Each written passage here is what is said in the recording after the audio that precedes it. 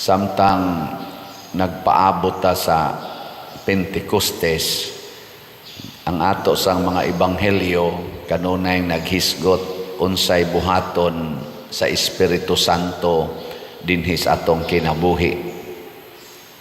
Ang tumong nganong gipadala ni Kristo og sa Amahan ang Espiritu Santo nganhi nato aron mapariha gid ta niya. Himuon ta sa Espiritu Santo nga bag-ong Kristo. Gilingi ay mong tupad ing na liwat na kang Kristo. Lingi ba?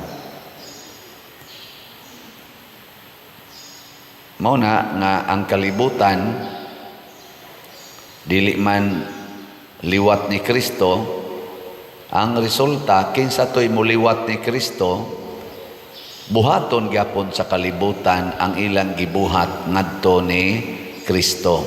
O giunsa man si Kristo pag-abot diri sa kalibutan, giunsa mas kalibutan, gisalikway, gidaog-daog niya, gipatay pagyud. Mao sa gisulti ni Kristo nga ang mga tao mosalikway ninyo, papahawaon mo sa ilang mga lungsod, sa ilang sinagoga, o niya hastagani ang mga magtotoo muunay nagpatay ninyo sa mas mga Hudiyo nagtuos Ginoo niunay og patay ni Hesus. Nya matud pa niya ang nakakuan pagyud ani kay sila mopatay ninyo unya naghuna-huna sila nga nagbuhat sila sa kabubutos Ginoo. Kana bitang in the name of God lisod-lisoron ta kasuway na mo ana. Common kay ni dinhi sa simbahan, sa amo mga pari naiusahay ang mga balaod sa simbahan nga maoy ipatuman sa istriktong pamaagi. Aw bisan gani kamong mga nagsimba, di ba dunay usahay nga ang pari kusog kayong mo patuman sa balaod hangtod magkinto na lang noon ang tanang parishioners. Hilingi ay mong tupad inawa ka magkinto ni Father. Kay usahay maguning balaod makaayo, usahay sad makadaot sa atong kinabuhi, makapabugat ba. Mausad na ang mga Parisiyo nagtuman sila sa mga balaod nila sa una o niya to the point nga ang mga tao gakarga nagperting bugata. Og mao ginay reality bisan sa mga religious congregations, sama na mga sisters, mga brothers, religious sisters. Mao gihapon sa ilang pagsigig tuman sa balaod, murag gikapoy sila, mao na mangundang, mamiya, mao sa dinis pagkapari, mamiya, mangundang. Mao na nga importante kaayo ang Espiritu Santo kay matud pa ni Hesus siya'y motudlo ninyo unsaon pagbuhat ang akong gisulti kaninyo. Nya siya'y mopahinumdom aron inig abot na niining maong mga sitwasyon makahibaw mo, mahinumdom mo nga ako dining gisulti ninyo. Karong adlaw gi sa ulog sad ang pista ni San Felipe Neri, usa ka pari, Italian nga pari, na tao ni mga 1515. Nag-abot-abot ni sila tingali ni St. Ignatius of Loyola. O niya namatay 1595. So mga 80, 79 years old ni siya. Niya iyang gi-promote sa iyang kinabuhi ang renewal sa kinabuhi sa mga pari o sa mga lay persons. Pinaagi sa iyang pagwali, sa iyang pagpangalagad kanigyong labing ubos, puparihan ni sila nilang Mother Teresa of Calcutta, St. Vincent de Paul, kana bang arigyod sa ubos ba alagaran ang labing ubos apil na ang mga buangon, apil na gani niyag alagad ang mga prostitutes, mga destitutes, mga orphans, iyang iyang alagaran. Lingyay mong tupad ina, ganahan ka mo alagad og prostitute. Ingna ko no. Hangtod karon naa ni na mga madre nga nag-alagad aning na nagtrabaho diha sa kanang gitawag nato in quotation og sex trade na diha. Kay ang tan-aw ana sa mga Diyos nun nga tao sama ni San Felipe Neri o sa ubang mga santoson nga mga tao, ang tan-aw nila ana mga tao nga naglunang sa gitawag natong sala dihas kangit-ngit, mga biktima sa sala. Dili sila mga makasasala per se nga sila gyoy gabuot ana, kung dili na biktima lang sila tungod sa ilang kahimtang ba ang gapalibot nila. Mao sa dunta na ang atong tan-awon mo na nga kung kita daog-daogo na ganita sama anang lutoso na ta, butang-butangan na tag istorya, dili unta ta maghuna-huna nga Lord unsa may sa nako, Ginoo nganong imo maning gitugot. Dili unta na moy atong response. Ang ato untang response moingon unta ta, Ginoo salamat nga nakaambit ko sa imong nasinati nga gisalikway sad ka, gidaot sad ka, gibutang-butangan sad ka. Di man ta makaambit tingalis iyang pagkalansang sa krus. Ang mga apostoles nalansang gito sa krus, ang pipila kanila sama ni San Pedro nalansang sa krus. Kini si San Felipe Neri wa ni siya malansang sa krus, namatay ra ni siya sa natural death, pero ang iyang pagpalansang sa iyang kaugalingon, siya mo'y nagbuot nga ari siya moalagad sa labing ubos. Nya naka-form ni siya mga grupo nga gitawag og kaning sa ning ilang grupo, congregation sa oratory, kanang magsige bag-ampo ba, association, oratory may tawag ani, mga magsige ni silang pamalandong, oratory ba, ampo niya, moalagad, moampo.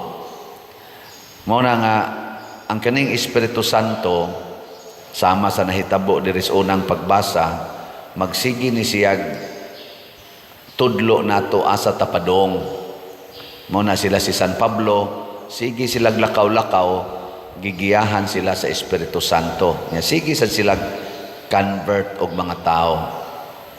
Mao nang iampo nato nga karon unta sa atong katilingban, labi na gid aning atong mga political leaders, labi na gid mga bag-ong mga leaders karon sa atong simbahan, sama sa atong Santo Papa nga si Pope Leo XIV, og sa atong panggobyerno dinhi sa Pilipinas, bag-o nga mga napili nining midterm elections, natay mga bag-ong mga gobernador, bag-ong mayor nga dili kayo ba katong tradisyonal ba, although na mga tradisyonal. Hinaut unta nga giyahan sila sa Espiritu Santo. Catholic nation man kita, kanindot unta kon makapakita kita ba og buhat nga kanabitang puparihas kang Kristo nga buhat. Ang mga leaders maogi mag-antos para sa mga katawhan. Mao man ni ang pinaka trademark sa mga apostoles nga sa ilang pagsunod ni Kristo, ang ilang yung gisunod ang pag-antos sa pag-alagad. Kinsang asawaha dinhi nga moantos gyud alagad sa bana tasang kamot. Nawa di bawa gyud. Sige tagsimba, sigig simba, pero ang iampo, Ginoo, usba taong akong bana, usba taong batasan, usba ning akong anak. Ayaw, ing nahinoon, Ginoo, makaantos unta ko sa pag-alagad sa akong bana, sa akong mga badlungon nga mga anak. Ana, mo na nindot kang iampo. Ako bitaw, kada gid mata nako ikabuntag, nya kita ko sa atong mga project diri nga wa pa gyud mahurot ang slot o kahalin. Ana ra jud ko Ginoo, makaantos unta ko niining hinay na kaing halin sa slot. No, ana, hapit na ra ba ko mobiya dinhi. Nya moingon ra sang Ginoo, ayaw ka balaka kay mamatay ra ka. Amin ko abitaw no. Ngano man sa dito sa kada lang gid adlaw, sige lang gyud baligyag slot. Mo na ha, daghan patag slot palitonon, mga 19,000 pa kapin ang atong GHDP. Katong tag 100 pesos hot dataw ni ninyo palit karong Domingo Kutob, no? June 1 kay ka-June 2 sunod Lunes, mobiya usa ko dinhi. Pero ay mo kabalaka nga mobiya ko kamo mga online kuan bitaw followers nga magsigig monitor sa atong mga misa. Maghago ko og record og misa, i-advance nako og record aron naagi hapoy mga pamalandong online masses. Continue running atong online masses every day. Ana nya kining magampo ta nga unta maliwat kita ni Kristo, maliwat tas mga santos nga mag-antos bitaw para sa uban. Na ay mga analysis karon sa atong social media, mura na sila nga ukay ang mga politicians, sige na sang regroup sa ilang kaugalingon para nasad kuno na sa eleksyon sa 2028. Sayo kay silang nangandam. Sige nang kuang-kuan, grouping kay nanasay managan sa presidential election ika 2028. Wa gyud ko kabati pa kaayo nga nagsigi na ron silang pamalandong unsaon pagtubag kining kagutom, kining drugas, kinirong atong mga krimen dinhis atong katilingban karon, labi na gining graft and corruption. Anang siging regroup, gipa-resign sa atong presidente ang daghan kay niya mga tanan itong cabinet members niya the following day gipang-rehire sa unsa man ni sila kanang magkatawa ta ba nga resign niya rehire retained mga inana mura labi taga duwa ang nindot gid unta i-discuss nila unsaon pagtubag ning atong taas na kaayong unemployment, kining kagutom nga giantos nato, kining mga dagko kayong mga kantidad nga gipang-accuse diha nga nangawagtang gikan dito sa PhilHealth sa atong mga education ug uban pang mga projects nga nangahunong ang dagko kayong mga budgets tuan na nisod ngadto sa unprogrammed funds unya nangahurot sad kining mga gold nga gipamaligya nga kita kunoy highest nakabaligya gold adtong niaging tuig man ting ito nga niabot og mga hapit mo 30 tons of gold ang nabaligya sa Pilipinas. Kana untay i-discuss hain man na padong unya unsaon nato na paggamit og pag-recover. Nya mag-antos ta tug-an tinuod nga ako'y nagkuha ana or ako'y naggamit ana. Ala, siging regroup para lang sa mga political agenda. Muna iampo nato, giyahan unta ta sa Holy Spirit, dili sa atong mga personal, very human ambitions and pride og labaw sa tanan kaning gitawag nato greed for power, greed for honor, greed for wealth dinhis kalibutan. Muna ang mga santos sa San Felipe Neri, usa sa mga nindot kay natong basihanan. Labi na gid sila si San Vicente Ferrer. Ana, gilingi ako no imong tupad na nagplano kang masantos. Ingna ko no. Na nagplano ba kang masantos ka? Okay plano. Kapoy ng santos pa dire. Bahala na mo diya. Sige.